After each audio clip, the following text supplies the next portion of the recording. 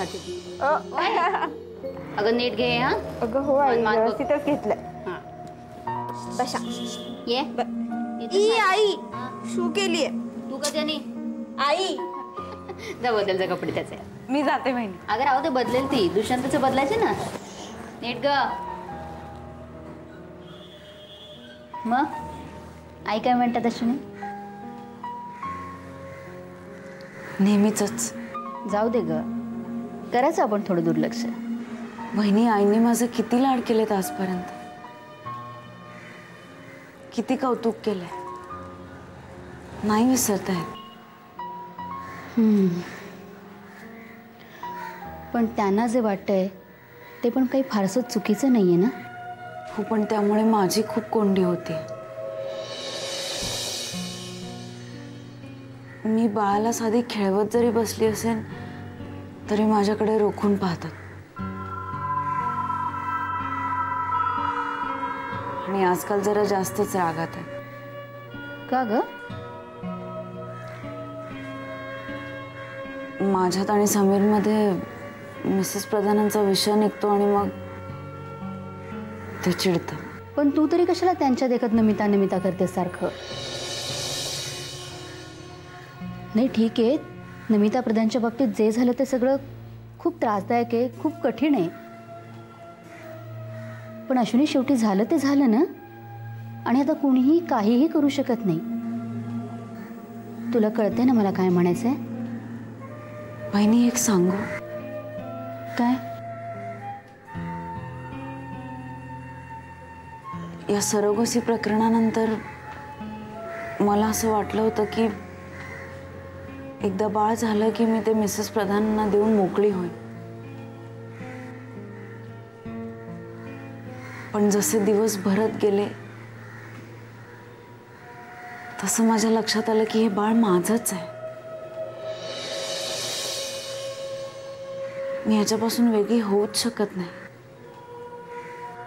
कराराचा भाग म्हणून मी बाळाला प्रधानांच्या हवाली केलंही असतं.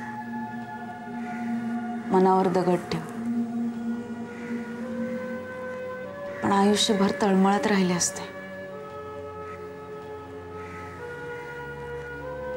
स्वतःच्या बाळापासून कायमची ताटातूट आईला कशी सहन होईल बहिणी? तुला कळतंय ना मी काय म्हणते? हो कळतंय मला. पण अश्विनी शेवटी जे होतं ना ते भल्यासाठीच होतं. आणि आता तुझं बाळ तुझ्याजवळ आहे ना. म्हणूनच मला मिसेस प्रधानांची काय अवस्था झाली ती कळती. मला त्यांना खूप भेटावं असं वाटतंय. अश्विनी जे काही करशील ना ते जपून. या कुठल्याही गोष्टीचा त्रास समीरला होता कामा नये एवढंच मला कळतं.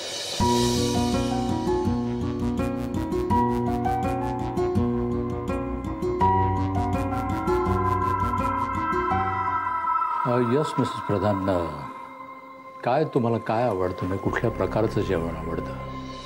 तिखट किंवा गोड असं काही सांगा. बोला. यस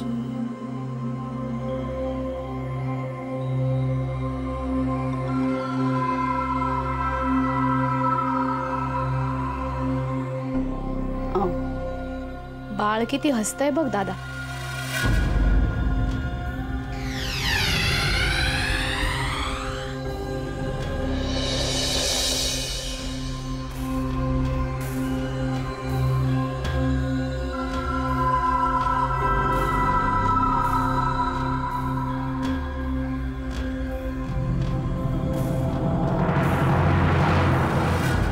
तू म्हणतेस नमिता प्रधान स्वतःचं बाळ गेलं हे मानायलाच तयार नाही आहेत. मग कठीण आहे बाई त्यांचं. बहिणी म्हणूनच त्यांच्यासाठी काहीतरी करावं असं सारखं वाटतंय मला. बाकी काहीही असलं तरी मिसेस प्रधानांनी माझ्यासाठी खूप काही केलं. नुसते पैसे नाही मला खूप आधार दिलाय त्यांनी. दादा हॉस्पिटलमध्ये असताना. खरंय त्यावेळी ना त्यांच्या वागण्याकडे बघण्याचा आमचा दृष्टिकोन, निदान माझा दृष्टिकोन तरी निराळा होता. आता सगळं कळल्यानंतर ना खूप वेगळंच वाटतंय ग. त्यावेळेला असं वाटायचं मला की पैशाच्या जोरात सगळं विकत घेणारी माणसं आहेत ती. पण आता असं वाटतंय की बाळासाठी धडपडणारे 2 बापुडवाणी जीव होते ते. तुला कळतंय ना वहिनी, म्हणूनच मी मिसेस प्रधानांना भेटायला जाणार आहे. काही गरज नाही नमिता प्रधानला भेटायला जायची.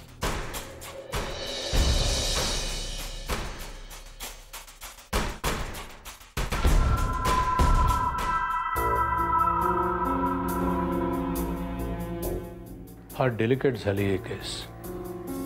आमचे आयुष्य सुद्धा फार डेलिकेट झाले डॉक्टर. काय आहे, नीता तिच्या खोट्या जगात किंवा बधिरतेत म्हणा सुखी आहे डॉक्टर. पण तिची ही अवस्था पाहणं आमच्याकरता खूपच त्रासदायक आहे. आम्हाला सगळ्यांनाच याचं खूप टेन्शन आलंय. I understand. आपल्याला आता प्रत्येक पाऊल फार जपून टाकावं लागणार आहे. कुठल्या उपायाचा काय परिणाम होणार आहे ह्याचा फक्त आपण अंदाज बांधू शकतो. त्यामुळे यश मिळेपर्यंत आपल्याला तर ट्रायल अँड एरर करतच पुढे सरकावं लागणार आहे. अरे बापरे. मिस्टर प्रधान, आत्ताच्या टेस्टवरनं एकच गोष्ट कन्फर्म होते, ते म्हणजे बाळ ही एकच गोष्ट त्यांना मॅटर होते. इनफॅक्ट आपण खरं तर देवाचे आभार मानले पाहिजेत मिस्टर प्रधान, कारण निदान हा एकच धागा पकडून आपण त्यांच्याशी संवाद तरी साधू शकतो. पण मग आता पुढे काय करणार होता आपण sir? As you will case doctor Meera, बाळ आहेच हेच नाटक आपल्याला पुढे चालू ठेवावं लागेल. डॉक्टर म्हणजे अजून किती वेळ असं खोटं खोटं जगत राहायचं आहे आम्ही?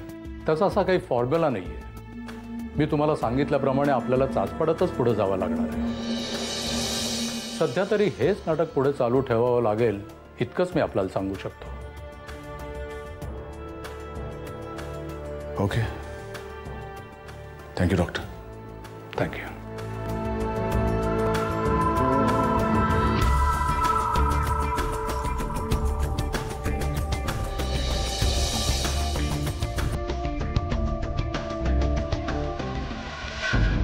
दमलास ना खूप दादा? मीरा, आपण दोघांनीही खूप सोसलं ना ग. तू मात्र स्वतःचं मानापमान बाजूला ठेवून माझ्या मदतीकरता धावत आलीस. नेहमीच. मी असं काहीच नाही करू शकलो. पलाशच्या बाबतीतलं सगळं दुःख तू एकटीनेच सोसलंस का? नाही दादा, तुझा आणि माचा मला सपोर्ट आहे याची खात्री होती मला मनोमन, आणि म्हणून मी ठामपणे निर्णय घेऊ शकले. असो, सध्या तरी आपल्याला बाकी सगळी दुःख बाजूला ठेवून फक्त एका गोष्टीवर कॉन्सन्ट्रेट करायला लागणार आहे.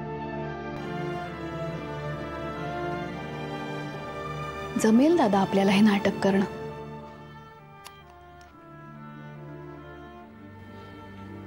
एरवी सुद्धा सुखी असल्याचं नाटक सफाईने करतोच की आपण.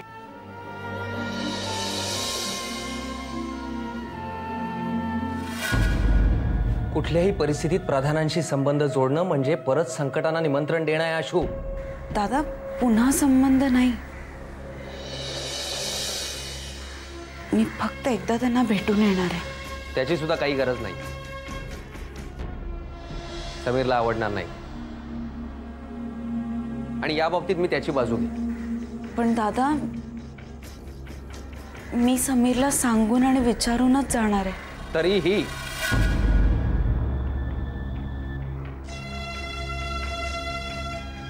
एक लक्षात घ्या आशू, संशय ही फार वाईट गोष्ट असते. तो मनात येतो चोर पावलानी, पण आला की मनाचा ताबा कधी घेतो ना ते कळत सुद्धा नाही. तू विषयाची परीक्षा बघू नयेस असं मला वाटतं. अर्थात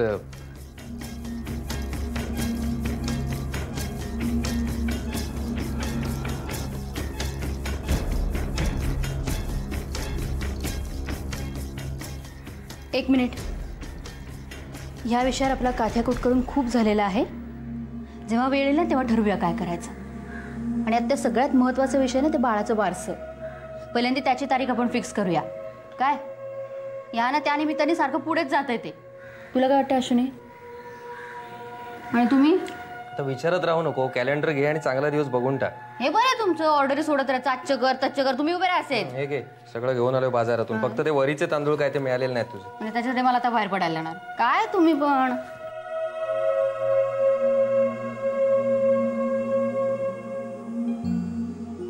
काय ग रागावलीस? दादा रागवेन कशाला? तू जे सांगितलंस त्याचा विचार करते. मला एवढंच सांगायचं होतं आशू की प्रत्येक गोष्टीकडे बघण्याचा बायकांचा आणि पुरुषांचा अगदी वेगवेगळा दृष्टिकोन असतो. भावनेच्या भरात या सगळ्याकडे बघताना तू समीरचा दृष्टिकोन विसरू नयेस असं मला वाटतं.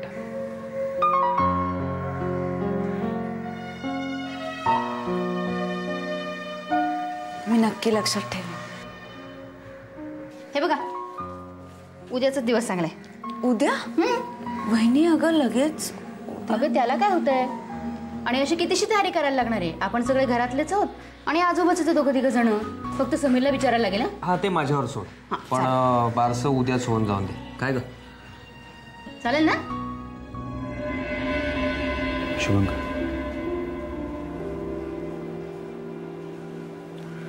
थँक्स अमू.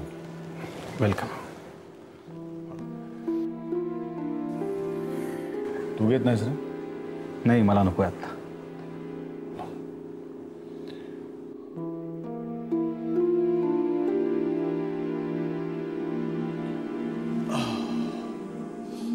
जरा रिलॅक्स्ड वाटतंय.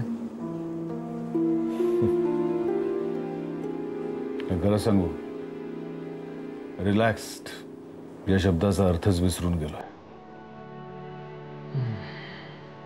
I know. पण शुभंकर या दुःखातून आता जरा बाहेर ये. अरे जगात आपल्यापेक्षा कितीतरी जास्त दुःखी माणसं आहेत. काय अमू आपल्याला बरं वाटावं म्हणून हा असा विचार करणं ठीक आहे. पण ज्याचं जळतं त्यालाच कळतं रे. नमिताकडे खरंच बघवत नाही. तिची अशी अवस्था आहे ना की मला विश्वासच वाटत नाहीये की नमिता यातनं बाहेर पडू शकेल.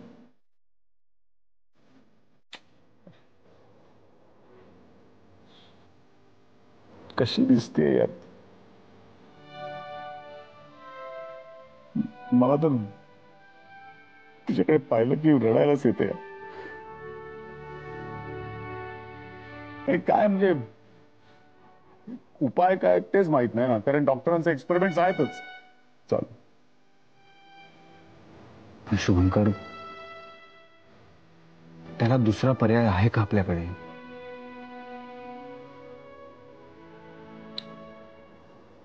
कुठे होतो आणि कुठे येऊन पोहोचलो यार. आणि ना आता ते समोर दिसतच नाही रे. मी पुढचा रस्ताच नाही दिसत.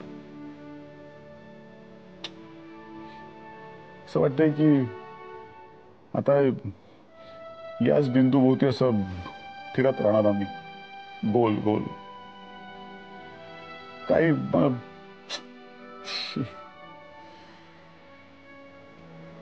नशीब नशीब. अमोघ तू एक गोष्ट विसरतोयस. तुझ्याजवळ कार्तिक आहे.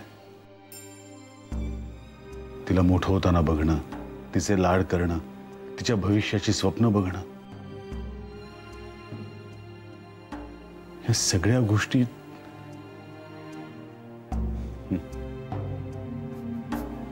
माझ्याकडे यातलं काहीच नाही आता. There is no future. असं वाटतं की कशा करता जगायचं. सगळ्यांसाठी कुठला असा स्ट्रॉंग बंधच नाही उरला आता.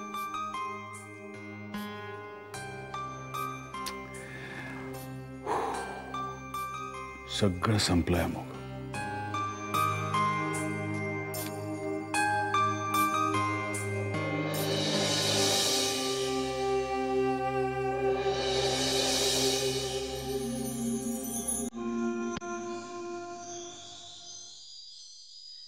तू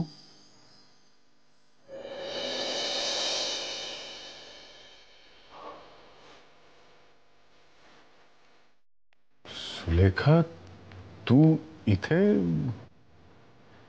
तू बस, मी तुझ्यासाठी कॉफी घेऊन येतो. थँक्स.